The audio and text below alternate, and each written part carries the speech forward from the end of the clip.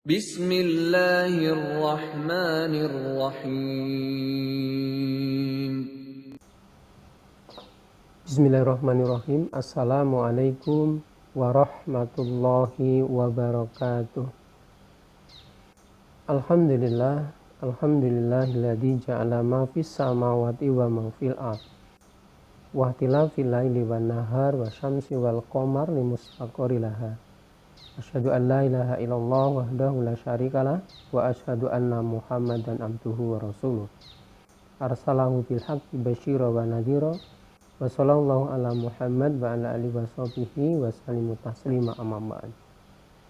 Ikhwan bidin Jamaah Masjid Al-Kautsar, Jamaah Masjid Al-Falah, Jamaah Masjid Darussalam dan Jamaah Masjid Al-Furqan NLJ Badak rahimakumullah. Alhamdulillah, segala puji bagi Allah atas segala nikmat dan karunia-Nya. Kita bisa kembali lewat taklim kali ini dengan tema memahami tafsir surah Al-Hijr ayat 78 hingga 86. Ikhwan bidin yang dirahmati Allah, memahami ayat ini sesungguhnya mengingatkan kita pada terjadinya musibah yang sedang melanda saudara kita di tanah air. Yang sekarang yang sedang terjadi adalah gempa bumi di Mamuju, banjir di Bogor dan juga banjir bandang di Kalimantan Selatan. Bencana yang sedang terjadi ini sesungguhnya terjadi pula pada umat-umat terdahulu, yaitu sesuai dengan pembahasan kita tafsir ini terjadi pada masa Nabi Syuaib dan Nabi Shaleh alaihissalam. Yang pertama kita memahami musibah yang terjadi pada masa Nabi Syuaib alaihissalam. Dalam ayat 78, 79 Allah berfirman, A'udzubillahi minasyaitonirrajim. Wa in kana ashabul aikati ladzalimin fantaqamna minhum wa innahuma la imamin mubin. Dan sesungguhnya adalah penduduk Aikah itu benar-benar kaum yang zalim, maka kami membinasakan dari mereka. Ikhwan bidin jamaah dirahmati Allah, apa saja kedzaliman yang dilakukan oleh penduduk Aikah? Penduduk Aikah melakukan kezaliman. Yang pertama, dia berbuat syirik atau menyekutukan Allah Subhanahu wa taala. Yang kedua, mereka suka merampok di jalan-jalan, terutama adalah ketika para musafir yang sedang melewati daerah itu. Karena daerah itu adalah daerah yang strategis perjalanan atau berlalunya para musafir dalam melaksanakan perdagangan. Kemudian yang ketiga adalah mereka mengurangi takaran dan timbangan. Yang keempat adalah meremehkan dan mendustakan Nabi Syuaib alaihissalam. Ikhwan fillah yang dirahmati Allah SWT, karena kedzaliman yang dilakukan oleh mereka, maka Allah membinasakan dengan atau datangnya bencana berupa satu suara keras yang mengguntur. Jadi kalau kita mengalami sendiri suara petir yang menggelegar, suara guntur yang luar biasa membengkakkan telinga, itu adalah terjadi pula pada masa Nabi Syuaib yang dibinasakan kepada kaum Aikah karena kesombongan dan kedzalimannya. Kemudian mereka dibinasakan dengan gempa yang mengguncang dan juga panasnya terik matahari. Ikhwan bidin jamaah dirahmati Allah, itulah bencana dan musibah yang terjadi pada masa Nabi Syuaib yang dibentukkan pada kaum Aikah karena kezaliman mereka dengan berbuat syirik, kemudian merampok di jalan-jalan, kemudian mengurangi takaran dan timbangan dan meremehkan dan mendustakan nabinya. Ikhwan bidin jamaah dirahmati Allah, lalu bencana dan musibah yang terjadi yang kedua pada masa Nabi Shaleh alaihissalam. Dalam surat Al-Hijr ayat 80-81 Allah berfirman, laqad kadzaba ashabul hijril mursalin wa atainahum ayatina fakanu anha mu'ridin. Dan sesungguhnya penduduk kota Hijr telah mendustakan rasul-rasul. Dan kami telah datangkan kepada mereka tanda-tanda kekuasaan kami, tetapi mereka selalu berpaling daripadanya. Ikhwan bidin yang dirahmati Allah, penduduk kota Hijr adalah kaum Samud, yang hidup pada masa Nabi Soleh alaihissalam. Mereka berbuat durhaka dengan mengabaikan dan mendustakan seruan Nabi Soleh. Dan mereka juga sudah diperingatkan oleh Allah dengan dihadirkannya bencana-bencana.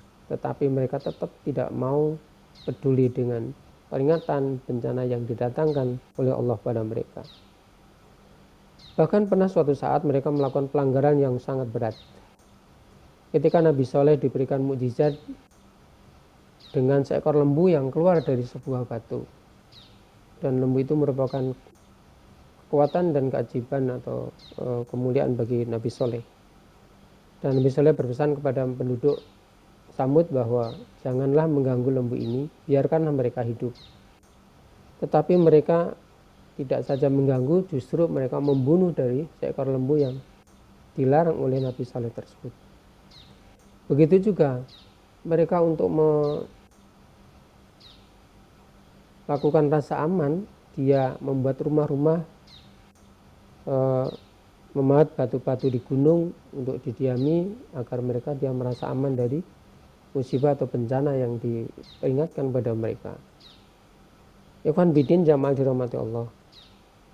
Ternyata kejadian-kejadian itu tidak membuat mereka untuk kembali kepada kebaikan.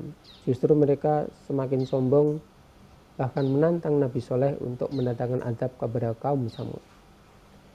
Dengan kesombongan dan kecongkakan mereka yang selalu meremehkan nabinya itu, maka mereka diberikan bencana atau dibinasakan oleh Allah dengan suara keras yang mengguntur di waktu pagi. Ikhwan bidin jamaah dirahmati Allah.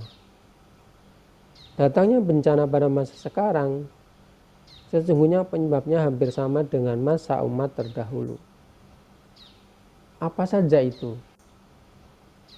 Sehingga bencana dan musibah hadir di masyarakat. Datangnya bencana pada masa sekarang atau masa lalu penyebabnya berkisar ada 4 hal. Yang pertama adalah adanya kemusyrikan di masyarakat atau masyarakat menyekutukan Allah. Kemudian adanya kezaliman. Jadi mereka berbuat sewenang-wenang dan meremehkan syariat Islam. Kemudian yang ketiga adalah adanya kefasikan. Mereka berbuat kerusakan terhadap lingkungan alam semesta ini. Yang keempat tentunya adanya kesombongan dan keangkuhan dari mereka. Mereka tidak mau tahu tentang kebenaran yang diajarkan kepada mereka. Ikhwan bidin jamaah dirahmati Allah, oleh sebab itu dari perbedaan itu ternyata ada satu perbedaan yang sungguh merupakan perbedaan yang sangat menonjol dan itu perlu dipahami dengan seksama, yaitu perbedaan tentang kalau pada masa umat terdahulu bencana itu menimpa kepada hanya orang yang berbuat dosa saja, dan orang-orang yang berbuat kebaikan itu tidak terkena bencana atau musibah, padahal mereka juga hidup dan di satu tempat yang sama. Sedangkan di umat sekarang adalah jika terjadi bencana atau musibah itu tidak hanya kepada orang yang berbuat dosa, tetapi semua orang bisa terkena. Termasuk orang yang alim, orang yang berbuat kebaikan pun itu bisa terkena musibah, terkena bencana, bahkan meninggal dunia. Misalnya suatu daerah terjadi bencana, di situ ada alim ulama, ada orang-orang baik, orang-orang soleh, tapi juga Allah menghendaki dia juga meninggal karena bencana itu. Itulah yang terpokok perbedaan bencana yang terjadi sebelum masa Rasulullah dan perbedaan bencana yang terjadi dengan masa sekarang. Ikhwan bidin jamaah yang dirahmati Allah, apa hikmah yang dapat kita peroleh dari sebuah peristiwa musibah dan bencana? Dalam ayat 85-86 Allah SWT berfirman, wa ma khalaqnas samawati wal arda wa ma bainahuma illa bil haqq Wa inna sa'ata la'atiyatun fakhis sobahal jamil inna rabbaka huwal khalaqul alim. Dan tidak kami menciptakan langit dan bumi dan apa yang diantara keduanya, melainkan dengan benar. Dan sungguh hari kiamat pasti akan datang, maka maafkanlah mereka dengan cara yang baik. Sesungguhnya Tuhanmu dialah yang maha pencipta lagi maha mengetahui. Jamaah yang dirahmati Allah. Allah SWT Tuhan yang maha kuasa dan maha pemberi hikmah.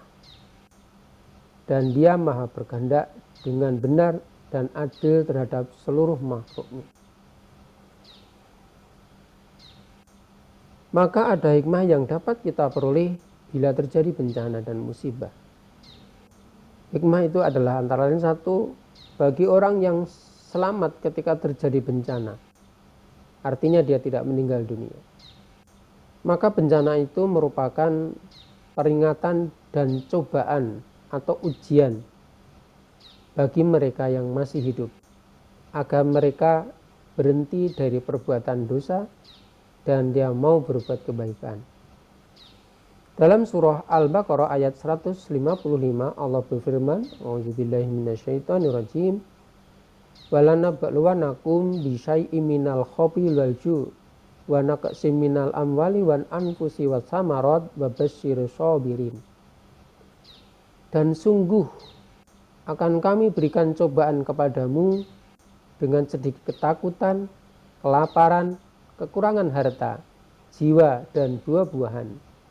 Dan berikanlah berita gembira kepada orang-orang yang sabar. Ikhwan bidin, jamaah dirahmati Allah. Yang kedua, bagi yang meninggal dunia karena bencana, maka yang pertama, jika pada saat itu dia sedang berbuat kebaikan, itu termasuk hamba yang dimuliakan. Sebab mereka termasuk golongan orang-orang yang mati syahid. Hadis riwayat At-Tabrani, Nabi SAW bersabda, sesungguhnya jika Allah SWT memuliakan hambanya, maka dia mensucikannya. Para sahabat bertanya, ya Rasulullah, bagaimana Allah mensucikan hambanya? Nabiullah SAW, Allah memberikan ilham kepada hambanya itu untuk berbuat kebaikan, lalu dia diwafatkan di atas perbuatan baiknya itu. Jadi pemuliaan seseorang itu salah satunya terletak kepada di saat ajal tiba dia sedang berbuat kebaikan. Bahkan itulah yang dikatakan indikasi husnul khotimah. Yang kedua, jamaah dirahmati Allah, bagi orang yang meninggal dunia karena bencana dan saat itu dia sedang berbuat keburukan, maka itu menjadi keburukan baginya. Kelak dia mendapatkan siksa sesuai dengan amal buruknya yang dia lakukan. Ada satu riwayat pada masa Rasulullah, ada sekelompok orang yang hendak menyerang Ka'bah. Ketika rombongan itu sampai di sebuah pasar sebelum tiba di Ka'bah, sebelum ketemu Ka'bah, Allah menenggelamkan rombongan mereka sekaligus bersama orang-orang yang berada di pasar itu. Bukan rombongan mereka yang menyerang Ka'bah. Aisyah radhiyallahu anha bertanya, ya Rasulullah, bagaimana dengan orang-orang yang di pasar itu? Bukankah mereka bukan termasuk golongan penyerang Ka'bah? Nabiullah SAW menjawab pertanyaan Aisyah tersebut. Ya Aisyah, ketahuilah bahwa nanti di hari kiamat orang akan dibangkitkan sesuai dengan niatnya. Ikhwan bidin jamaah dirahmati Allah, artinya bahwa kebaikan dan keburukan itu sangat menentukan apabila ajal tiba. Dalam keadaan baik dia mendapatkan kebaikan, jika ajal tiba dalam keadaan keburukan dia termasuk orang yang buruk dan mendapatkan siksa yang pedih di akhirat nanti. Ikhwan bidin jamaah dirahmati Allah, apa pelajaran yang dapat kita peroleh dari sebuah bencana? Yang pertama adalah hendaklah selalu berbuat kebaikan. Jika tiba ajalnya, baik karena bencana atau tidak, maka kita termasuk mati dalam keadaan husnul khotimah. Jadi kalau kita selalu berbuat baik, lalu ajal tiba, baik itu dalam keadaan normal, tidak terjadi bencana, Terlebih kalau itu terjadi bencana, kita meninggal tidak dalam keadaan baik, maka itu sungguh menjadi kebaikan bagi kita. Kemudian yang kedua, jika kita ingin berbuat kebaikan, janganlah ditunda-tunda. Sebab itu barangkali merupakan ilham dari Allah kepada seseorang, kepada hambanya, untuk bisa berbuat kebaikan. Demikianlah yang dirahmati Allah, pemahaman tafsir surat Al-Hijr ayat 78 hingga 86. Semoga kita selalu dalam bimbingan kebaikan, sehingga bila ajal tiba nanti, kita digolongkan orang-orang yang mendapatkan golongan husnul khotimah. Subhanaka Allahumma wa bihamdik, asyhadu an la ilaha illa anta, astaghfiruka wa atubu ilaik. Assalamualaikum warahmatullahi wabarakatuh.